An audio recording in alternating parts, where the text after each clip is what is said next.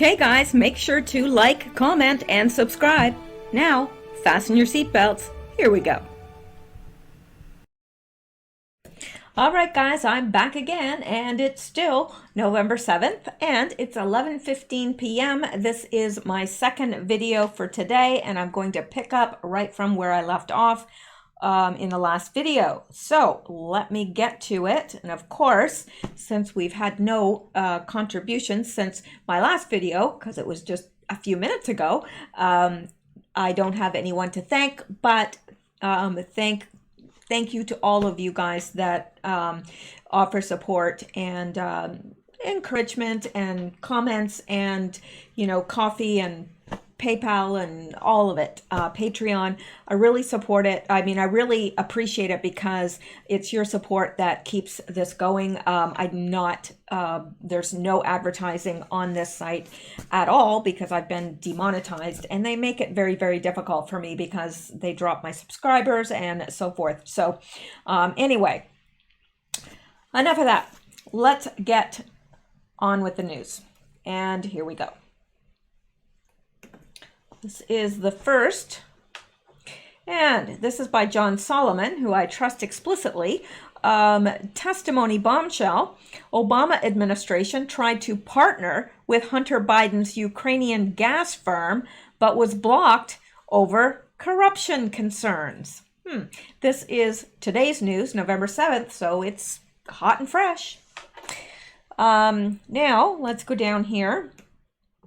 A State Department official who served in the U.S. Embassy in Kiev told Congress that the Obama administration tried to, in 2016, to partner with the Ukrainian gas firm that employed Hunter Biden, but the project was blocked over corruption concerns. George Kent, the former charge d'affaires at the Kiev embassy, said in testimony released Thursday that the State Department's main foreign aid agency, known as USAID, planned to co-sponsor a clean energy project with Burisma Holdings, the Ukrainian gas firm that employed Hunter Biden as a board member. At the time of the proposed project, Burisma was under investigation in Ukraine for alleged corruption. Those cases were settled in late 2016 and early 2017. Burisma contested allegations of corruption but paid a penalty for tax issues. Kent testified he personally intervened in mid-2016 to stop USAID's joint project with Burisma because American officials believed the corruption allegations against the gas firm raised concern.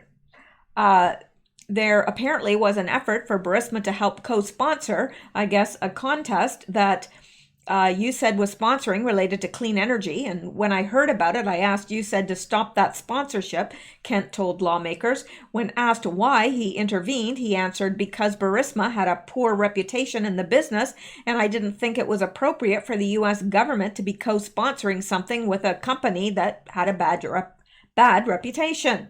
Kent's testimony confirms earlier text messages I reported on in September. Those text messages show that Devon Archer, Hunter Biden's business associate and fellow board member on Burisma, boasted to an American lawyer in December 2015 that the pair was seeking to do a project with USAID. At the time of the text, the New York Times had just reported that Burisma was under investigation in Ukraine and that the probe and Hunter Biden's role in the company was undercutting Vice President Joe Biden's effort to root out corruption in Ukraine. Archer's text to the lawyer suggested he was working on a strategy to counter the new wave of scrutiny about Burisma caused by the Times story. He stated that he had just met at the state to discuss a new USAID project the embassy is announcing with us, and that it was perfect for us to move forward now with momentum. Kent's stoppage of the USAID project adds to the growing body of evidence that Burisma and its corruption issues were causing heartburn inside the State Department during the end of Joe Biden's tenure as vice president. Another state official has reportedly testified he tried to warn Biden's office that the Burisma matter posed a conflict of interest, but was turned away by the vice president's aides. And internal state memos I obtained this week under Freedom of Information Act show Hunter Biden and Archer had multiple contacts with Secretary of State John Kerry and Deputy Secretary Tony Blinken in 2015-16, and that Burisma's own American legal team was lobbying state to help eliminate the corruption allegations against it in Ukraine. Hunter Biden's name was specifically invoked as a reason why state officials should assist, the memos show. A month after Burisma's contact with the state, Joe Biden leveraged the threat of withholding U.S. aid to force Ukraine to fire its chief prosecutor, Viktor Shokin, who at the time was overseeing the Burisma probe. And of course, we have him on video saying that bragging about it. That's what he did. He got this man fired that was looking into the corruption of, in Burisma. So, yeah, if anyone did quid pro quo, it was Joe Biden. Joe Biden said he forced the firing because he believes Shokin was ineffective, but Shokin says he was told he was fired because the American vice president was unhappy the prosecutor would not drop the Burisma probe. And of course, we know that because he bragged about it. Also, on Thursday, Senate Finance Committee Chairman Charles Grassley and Senate Homeland Security and Governmental Affairs Committee Chairman Ron Johnson asked the State Department to provide them all the documents about Hunter Biden's and Burisma's contacts by the end of this month. If it follows calls earlier in the week by Senate Judiciary Committee Chairman Lindsey Graham that there is enough concern about the Burisma case to now warrant an official Senate investigation. Kent's newly released testimony also confirmed several other elements of my earlier reporting about Ukraine, including that the U.S. Embassy exerted pressure on Ukrainian prosecutors not to pursue certain investigations. Kent, now a deputy assistant secretary, disputed allegations that former Ukrainian prosecutor General Yuri Lysenko made in a Hill.tv interview I conducted last March that former U.S. Ambassador Marie Yovanovitch gave a formal list of names she did not want to see prosecuted by Ukrainian authorities. Kent's denial was identical to the one I published from State when I first aired the Lysenko interview. But he confirmed that the U.S. Embassy did, in fact, on several occasions exert pressure on Lysenko's office about people and groups that the American government did not want to see pursued for investigation or prosecution or harassment. For instance, Kent acknowledged signing an April 2016 letter that asked the Ukrainian prosecutor's office to stand down an investigation of several nonprofits that had received U.S. aid, including the Anti-Corruption Action Center of Ukraine, or ANTAC. Kent also confirmed my reporting that ANTAC was jointly funded by the State Department and one of the liberal megadonor George Soros foundations. Kent also acknowledged the embassy pressured Ukrainian prosecutors about backing off investigations into a top law enforcement official named Artem Synik and a former journalist named Vitaly Shabunin. Not easy names. As a matter of conversation that U.S. officials had with Ukrainian officials in sharing our concern about the direction of governance and the approach harassment of civil society activists, including Mr. Shabunin, was one of the issues we raised, Kent testified. As for Sintik, the head of the NABU anti-corruption police, Kent stated, we warned both Lysenko and others that efforts to destroy NABU as an organization, including opening up investigations of Sintik, threatened to unravel a key component of our anti-corruption operation.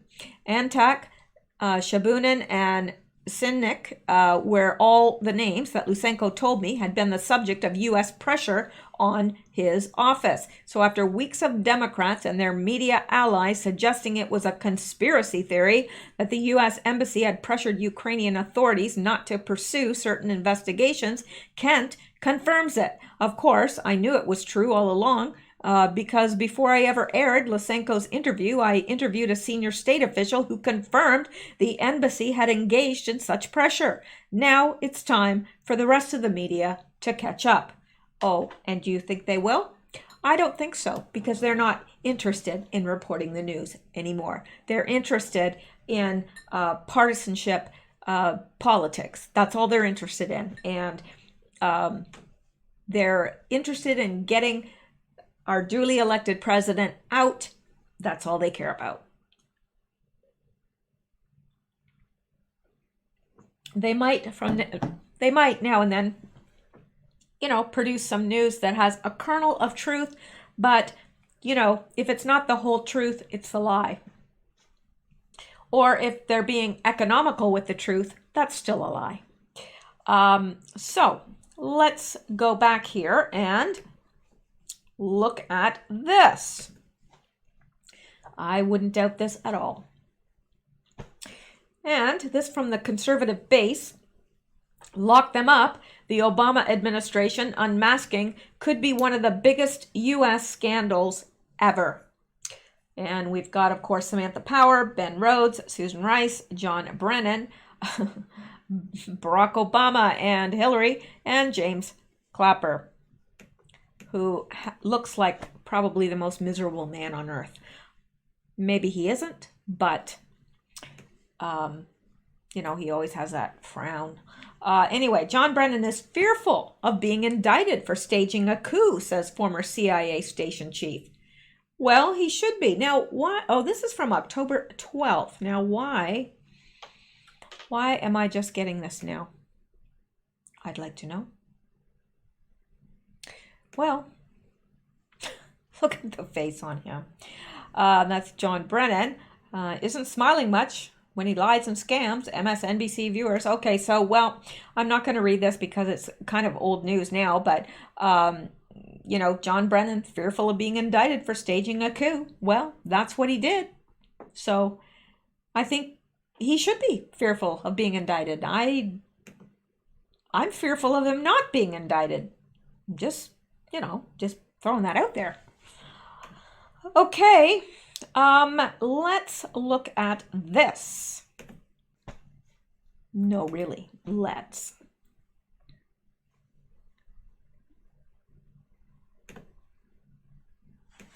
And this from the DC Patriot.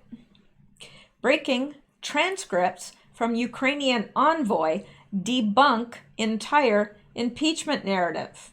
Now, this is from a couple days ago, but it's not cold news yet. It's just slightly warm. So, in case you haven't heard it. According to transcripts that were released on Tuesday, Kurt Volker, the former U.S. envoy to Ukraine, claimed that President Donald Trump did not seek to withhold or delay a meeting with the Ukrainian president unless they started an investigation into former Vice President Joe Biden. The comments were made by Volker last month during a closed-door deposition and came when he was asked if the president delayed the meeting with Ukraine President Volodymyr Zelensky until he promised a probe into Biden. The answer to the question is no, if you want a yes or no answer. But the reason the answer is no is we did have difficulty scheduling a meeting, but there was no linkage like that, Volker replied. Recently revealed text messages show Volker appearing to link the investigations to a D.C. visit by Zelensky. The deposition transcript seems to reflect Volker asserting the contrary. House Democrats have established an impeachment inquiry to investigate the circumstances surrounding President Trump's July 25th call with Zelensky, in which he urged him to look into allegations surrounding the 2016 election and the Biden family's activities in the country. Democrats have alleged that a quid pro quo took place, with Trump leveraging military aid until the Ukrainians investigated the claims. Trump and Zelensky have claimed that no pressure was placed on them. During the same testimony, Volker was asked if President Trump asked Zelensky to manufacture dirt on the Bidens. No, he responded. And I've seen that phrase thrown around a lot. And I think there's a difference between the manufacture or dig up dirt versus finding out did anything happen in the 2016 campaign, or did anything happen with Burisma? I think, or even if he's asking them to investigate the Bidens, it is to find out what facts there may be rather than to manufacture something. And of course, the Democrats know all about manufacturing things, don't they? Well, Volker continues. Volker's testimony, along with that of former EU Ambassador Gordon Sondland, was released Tuesday amid increasing calls from Republicans for the impeachment inquiry to be more open and transparent. They have accused Democrats of running Soviet-style hearings behind closed doors. Democrats have shot back, accusing the GOP of focusing on process rather than the president's conduct. While the White House released the transcript of the call and a House committee released the original complaint by the whistleblower that sparked the process, much of the inquiry is now focusing on what officials understood to be the president's intent at the time. They have the freaking transcripts, and they have both Zelensky and Trump stating there was no quid pro quo. I don't know. How stupid are these people? Really? Like, I don't know. Like, they manufacture something from nothing, and people believe it. They believe it. There are people out there that they'll swear to you that Trump needs to be impeached, that his conduct is, unbecoming of a president. But you ask them, what should he be impeached for? Well, the Ukrainian call, yeah. Before it was, that Mueller was going to find all this stuff. I mean, Trump's got to be the cleanest man in the world, really, because he's had so many people and so many millions of dollars spent trying to find something, trying to manufacture something. It never works. I bet you couldn't say that for any one of those Democrats in office. I bet you couldn't. Now, maybe there are some good Democrats in there. I don't know. There probably are, but they get lumped in with all the crazy ones. But, let's say Maxine Waters or Pelosi or Schumer or Schiff. Let's say, you had all those millions of dollars and whatever focused on them. What would they find? Well, we know it would be a bottomless pit of things. So, let's go back now. No, really, let's. Okay. Here we go. Not there. Here. Okay. I think we pretty much know this, that Vindman and the whistleblower still work together on U.S. policy towards Ukraine. I think this is old, though, if I'm not mistaken. I could be. Might not be.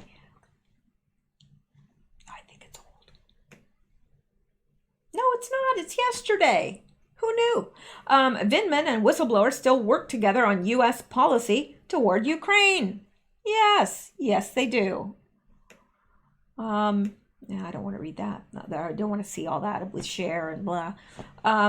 Alexander Vindman, the Army Lieutenant Colonel and Ukraine Director of the National Security Council who testified on Capitol Hill last month, works with the whistleblower who filed a complaint against President Trump, according to former White House officials. The Washington Examiner has established that the whistleblower is a career CIA analyst who was detailed to the NSC at the White House during the Obama administration and left during the first year of the Trump administration. During the Obama administration, the whistleblower worked on Ukraine issues with the 2020 Democratic candidate Joe Biden, who was then vice president and designated as the point man on Ukraine. It is likely that the whistleblower traveled on Air Force Two at least one of the 6 visits that Biden made to the Ukraine. Now, the Washington Examiner has confirmed that the whistleblower continues to work with the U.S. intelligence community on Ukraine and related regional issues. Separately, the Washington Examiner has established that Eric Charmella, who was named by one outlet last week as the whistleblower, is now a deputy national intelligence officer for Russia and Eurasia. On the National Intelligence Council, reporting to the Director of National Intelligence. During the Obama administration and the start of the Trump administration, Charmella was Ukraine director on the NSC, the Post Vindman now holds. A former Trump White House aide told the Washington Examiner it's close to a mathematical certainty that Vindman and the whistleblower know one another and that the whistleblower is being used to provide analytical support to the National Security Council on the topics of Russia and Ukraine. And that is where they should have crossed paths, where they would have crossed paths. They would know who one another are. A second former Trump White House official said they believe the whistleblower first met in Ukraine. They believe the whistleblower first met Vindman in Ukraine. Vindman was stationed at the embassy and the whistleblower was traveling there a lot. This was during the Obama administration. Also, the whistleblower was, this is distracting me. I'm easily distracted. The whistleblower was traveling there a lot. This was during the Obama administration. Also, the whistleblower was still working on Ukraine issues after he left the NSC, so I assume he would have had a lot of interaction with Vindman since they had the same portfolio. Vindman, 44, who joined the NSC in July 2018, around a year after Charmella left, testified before the House Intelligence Committee last week. I want the committee to know I am not the whistleblower who brought this issue to the CIA and the committee's attention. He added, I do not know who the whistleblower is. Yes, he does. Yes, he does. And I would not feel comfortable to speculate as to the identity of the whistleblower. Vindman and Charmella's respective roles on the NSC and NIC and their presence in the small world of U.S. policymakers on Ukraine mean that they most certainly have a close professional relationship. A book review by Charmella, published in the Washington Independent Review of Books in October 2017, stated Eric Charmella is a Deputy National Intelligence Officer for Russia and Eurasia on the National Intelligence Council. He previously served on the staff of the National Security Council, where he was responsible for U.S. policy toward Ukraine. The review was online until at least early September this year, but was taken down at Charmella's request. Holly Smith, editor-in-chief of the Washington Independent Review of Books, told the Washington Examiner it was later republished, omitting Charmella's biography, but a cached version of the original still exists. In his complaint, the whistleblower stated, I have received information from multiple U.S. government officials that the President of the United States is using the power of his office to solicit interference from a foreign country in the 2020 U.S. election. This interference includes, among other things, pressuring a foreign country to investigate one of the President's main domestic political rivals. You really think that Joe Biden is a rival? Well, he is, but usually for someone to be, considered a rival, they have to be almost on equal ground, and they're not. You can see the people that crowd into the stadiums that Trump has his rallies in. I mean, usually there's no room inside, and outside there are thousands and thousands more trying to get in. So, and you can see that Joe Biden, he might have 50, 100 maybe at the most. That's if you count people twice. But anyway, yeah, I don't think that President Trump is at all concerned about Joe Biden. Really. So anyway, almost 2 weeks after the whistleblower's complaint was released to the public, a second whistleblower, represented by the same lawyers as the first, stepped forward after the first whistleblower's account was criticized for being based on exclusively secondhand information. The second whistleblower was reported to be an intelligence official, and the lawyer representing him said that he had firsthand knowledge of the events described by the first whistleblower. Additionally, the second whistleblower met with Intelligence Community Inspector General Michael Atkinson, but never filed his or her own complaint and doesn't need to, said Mark Zaid, a lawyer for both whistleblowers. Please see my last video about, Mark Zaid. He's quite the piece of work. So, Vindman, who was the first witness to testify, is among around a dozen administration personnel who listened in on the July 25th call Trump had with Ukrainian President Vladimir Zelensky, in which the president's opponents say a quid pro quo occurred related to releasing foreign aid in exchange for investigation involving Biden.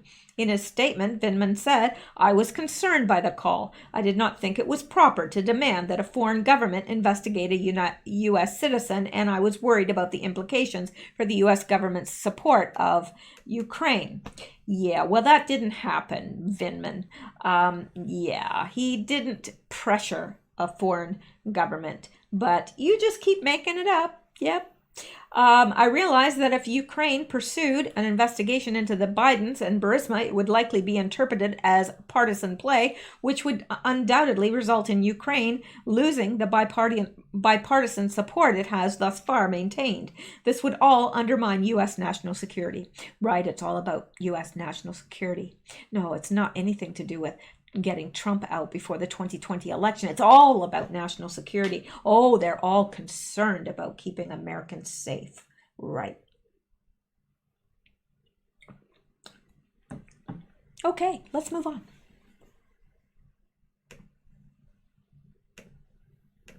And here we go. Okay.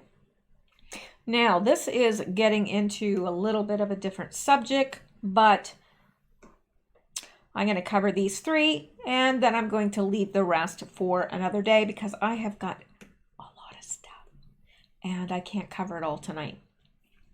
So, let's look at this. Nothing surprising. New PAC drops $350,000 into Virginia ahead of pivotal elections. Why is George Soros allowed to interfere? What? I do not get it. I don't get it. And I know there's got to be some way he's doing this legally, but it's unbelievable.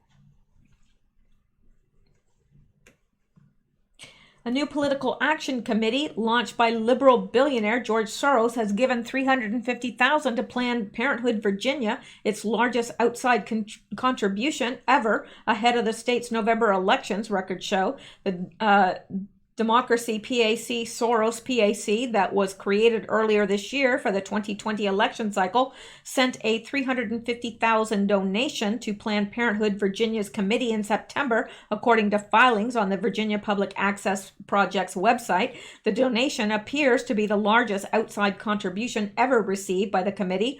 A majority of its funds previously came from its Action Fund and the Super PAC Planned Parenthood votes. Soros money enters Virginia as outside liberal donors and groups are showering the state with cash as they attempt to regain control of both houses of the state legislature this November. Every Town for Gun Safety, one of the nation's largest gun control groups, recently announced the launch of a $550,000 digital ad campaign targeting 15 Republican-held House and Senate districts in the state, Axios reported. Republicans in the state currently hold a slim one-seat majority in its 40-member Senate and a 3-seat advantage in its 100-member House of Delegates. The battle for control of Virginia legislature is widely considered to be a toss-up, the Wall Street Journal notes. Additionally, if Democrats were to win back control of the legislature, Governor Ralph Northam's recent gun control proposals would be back on the table, and the party would be in charge leading up to redistricting efforts following the 2020 census, according to the Journal. The Democracy PAC was quietly established in January by Soros spokesperson Michael Vachon, who acts as the group's treasurer. An individual familiar with the PAC told Politico in August that it would be used for the 2020 election cycle to fund other liberal groups. He has, unlike Tom Steyer or Michael Bloomberg, funded things like Senate Majority PAC and Priorities USA and Emily's List and Planned Parenthood, and expects to continue to do so. The donations to Planned Parenthood Virginia appears to be one of the first from the Democracy PAC. Semi-annual filings from the committee showed that Soros deposited $5.1 million as of June 30th. Its only expenditures during the first half of the year were $6,620.17 to the Perkins Coie law firm and $600 to NGP Van, a voter database and consulting company. Soros also poured nearly $1 million into Virginia earlier this year to back far-left prosecutor candidates. Both candidates that the financier back won their Democratic primaries. Well, of course they did. And are virtually guaranteed victory in the heavily liberal areas of Northern Virginia during the general election. Excuse me. Michael Vachon, the Soros spokesperson and treasurer of the Democracy PAC, did not respond to a request for comment on the donation to Planned Parenthood ahead of the elections. Well, of course he didn't. Why would he?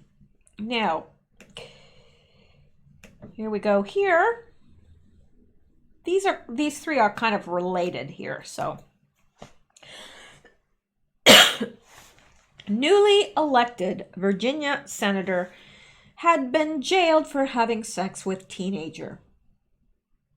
Yeah. I don't know what it is with these guys. I don't. I really don't.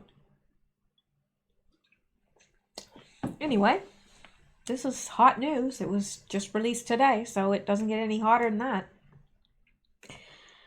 In 2014, Joe Morrissey, then a 57-year-old delegate to the Virginia General Assembly, pled guilty to a misdemeanor count of contributing to the delinquency of a minor and was sentenced to 12 months in jail with 6 months suspended because of a sexual relationship with a 17-year-old office assistant at his law firm. He's 57 years old. He is a lawyer. She is an office assistant that's 17 years old. Not appropriate by any stretch of the imagination. On Tuesday, he won his election to the Virginia Senate. I'll give you one guess what his political affiliation is. That's right, he's a Democrat, and he won his election with more than 60% of the vote. Senate District 16 is a solid blue district. Morrissey has defeated the incumbent Democrat in the primary in June. He eventually married the girl, and they now have 3 children.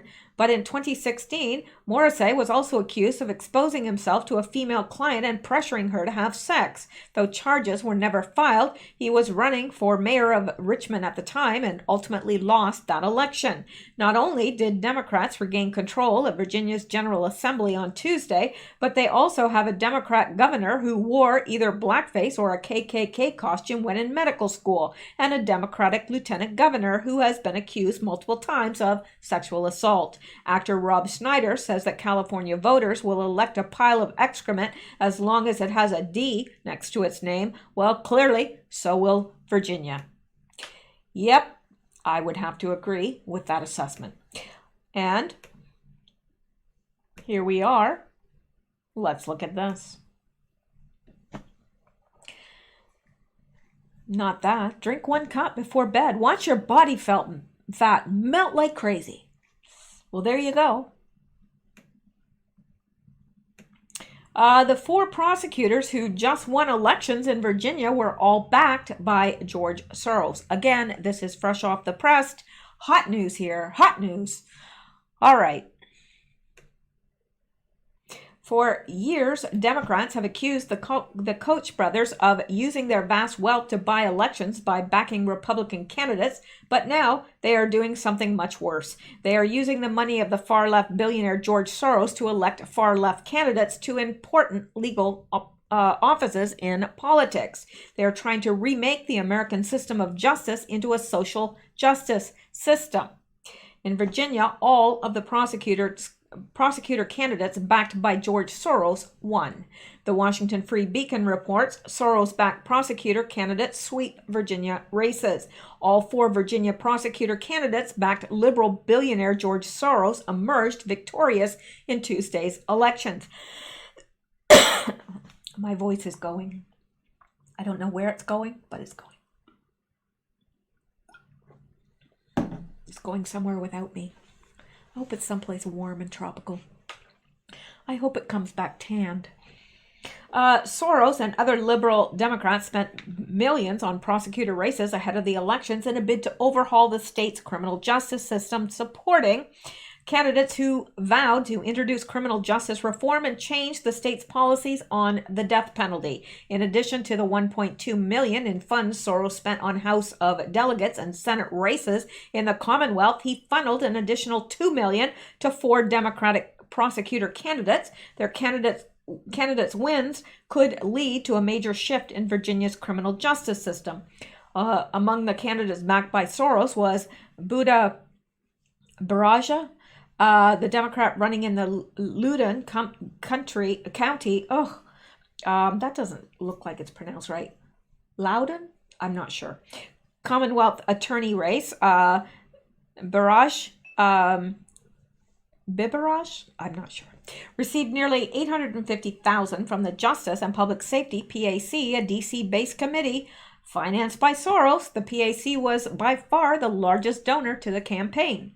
Bibaraj defeated the recently appointed Republican Commonwealth Attorney Nicole Whitman, 51.17% to 48.73%. Bibaraj also received $18,000 in in-kind donations for canvassing and phone banking services from New Virginia Majority, a civic engagement and issue advocacy group that received $75,000 from Soros Justice and Public Safety PAC earlier this year. Are the people of Virginia aware of what they've just done? Probably not. Most liberals don't even know of Soros. I would plan on taking your families and retirement plans elsewhere. Virginia is no longer. If you thought taxes, tolls, infrastructure, and illegal immigration were problems, get ready. It's about to get worse. Oh, I could not agree more. And, Virginia conservatives, we're boned. I told you to get out and vote, but you didn't. Now get ready for 1 gun a month, assault, weapon ban, magazine restrictions, welfare for all, etc., etc. Everything George Soros wants. Virginia is going to look very different very soon. Well, I'd like to say that I don't believe that, but I think that's the case. So let's go back here. I want to make sure that there's nothing else that I really must cover tonight. And there is. I want to cover this absolutely, positively, for sure tonight, because this is gobsmacking. Now, this is from October 19th, but I haven't seen this anywhere. I came across this, and this is important. Now, maybe other people reported on it and I didn't. I missed it. But this is very important. Journalist who exposed elite government corruption found dead. Now, let's go down and read this.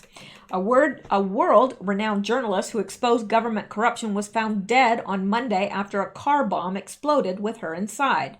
Maltese investigative journalist Daphne Caruana Galizia was responsible for leaking millions of documents from the Panama Papers, which exposed high-level government corruption from around the world. The freethoughtproject.com reports her most recent work revealed that Malta's Prime Minister Joseph Muscat and two of his closest aides had connections to offshore companies that linked them to the sale of Maltese passports and showed that they had received payment from the governments of Azerbaijan, according to a report from The Guardian. During a press conference on the attack, Muscat acknowledged Galizia's work and said, "Everyone knows Ms. Karuna Galizia was a harsh critic of mine, both politically and personally, but nobody can justify this barbaric act in any way." However, Galizia's son is not convinced, and he referred to Muscat as a clown who was taking advantage of the situation by making statements to Parliament about a journalist he spent over a decade demonizing and harassing just hours after her death. Joseph Muscat, Keith Schembri, Chris Cardona, Conrad Mitzi, the Attorney General, and the long list of police commissioners who took no action. You are complicit. You are responsible for this, Matthew Karuna Galizia wrote, claiming his mother was assassinated in a Facebook post that called out a number of elected officials and politicians. "My mother was assassinated because she stood between the rule of law and those who sought to violate it, like many strong journalists. She was also targeted because she was the only person doing so. This is what happens when the institutions of the state are incapacitated. The last person left standing is often a journalist, which makes her the first person left dead." Daphne Karuna Galizia will be remembered as a remarkable investigative journalist who risked her life to expose corruption among the elite. One of her most notable endeavors was bringing the massive revelations from the Panama Papers to light, which consisted of 11.5 million leaked documents that detailed financial information from more than 200,000 offshore accounts. As the Free Thought Project reported in April 2016, the Panama Papers had a direct effect on the United States by revealing both elite and criminal donors who helped to finance the careers of Hillary and Bill Clinton through unethical offshore tax shelters. Let me read that again. As the Free Thought Project reported in April 2016, the Panama Papers had a direct effect on the United States by revealing both elite and criminal donors who helped finance the careers of Hillary and Bill Clinton through unethical offshore tax shelters. I'm just wondering. We know there's a very, very long body count behind the Clintons. Did they have anything to do with this? I don't know. Wouldn't surprise me. Matthew Karuna Galizia is also an investigative journalist, and he worked alongside his mother on the investigation into the Panama Papers. He wrote that he was nearby when his mother's car exploded with a blast so powerful that it sent the vehicle and its passenger flying into a nearby field. That's horrible for a son to see. Awful. It's horrible for anybody to see, but could you imagine that that's your mother? Unbelievable. I am never going to forget running around the inferno in the field trying to figure out a way to open the door, the horn of the car still blaring, screaming at two policemen who turned up with a single fire extinguisher to use it. They stared at me. "I'm sorry, there is nothing we can do," one of them said. I looked down and there were my mother's body parts all around me. I realized they were right. It was hopeless.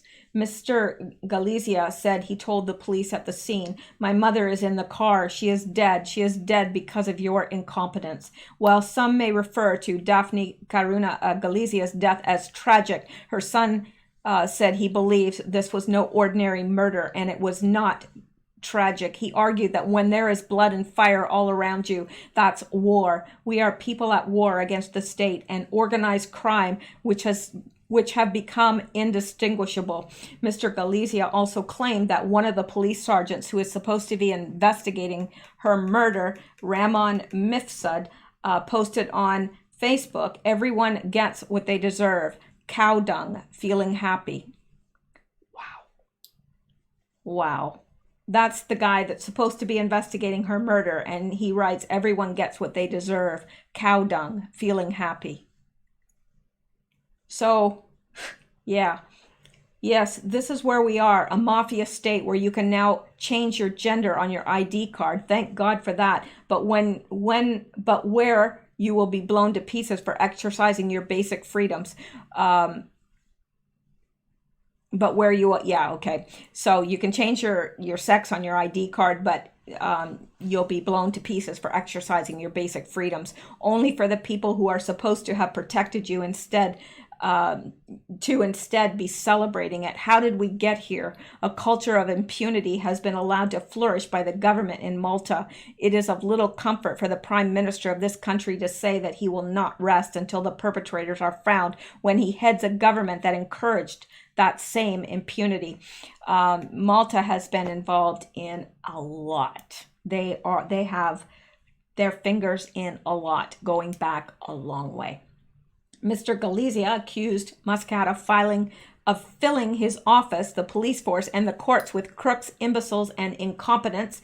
If the institutions were already working, there would be no assassination to investigate, and my brothers and I would still have a mother, he wrote. It's horrible. Horrible. So, whether or not it had anything to do with the Clintons, it certainly had to do with her speaking out about wrongdoing and paying the ultimate price for it. How long is it going to be before all of us are afraid to speak out? There's already a good many people afraid to speak out, and we're being censored like crazy.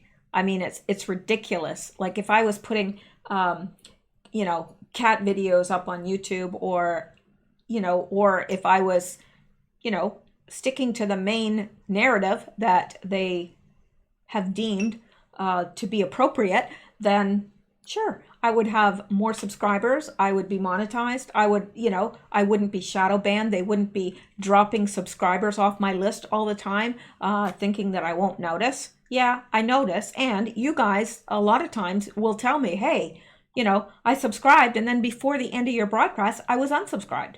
So yeah, we know what they're doing, and it alarms me, because really, this isn't far off from book burning. When you're taking people's ideas and saying, well, I'm sorry, your idea is not, cannot be communicated. It's not hateful. It's just an opinion. It's whatever. And how long is it going to be before we start burning books again? I know I'm speaking to the choir, but it's quite disconcerting, to say the very, very least. Now, that is going to be it for tonight. It is now after midnight, and this is the end of the second video. I really could do a third and a fourth, because I've got that much stuff, but I don't think my voice is going to last. So I'm going to call it a night. I would rather do the 2 videos and keep my voice for tomorrow, and so I can come back tomorrow. So there you go. Thank you guys so much. I appreciate everything you do. I appreciate who you are. I do have the most wonderful listeners, and I'm not just saying that. Anybody that can read through the comments knows, can see the quality of listeners that I have, and I appreciate that, and it humbles me, really, because I know you have a choice of who to listen to. So, and I'm sure many of you listen to a lot of people, but it's just that you have a choice. And so it's humbling that you listen to me. It really is. So thank you. And that's it. So you guys have a wonderful night. Stay safe, stay well, stay blessed, and keep seeking truth. Really.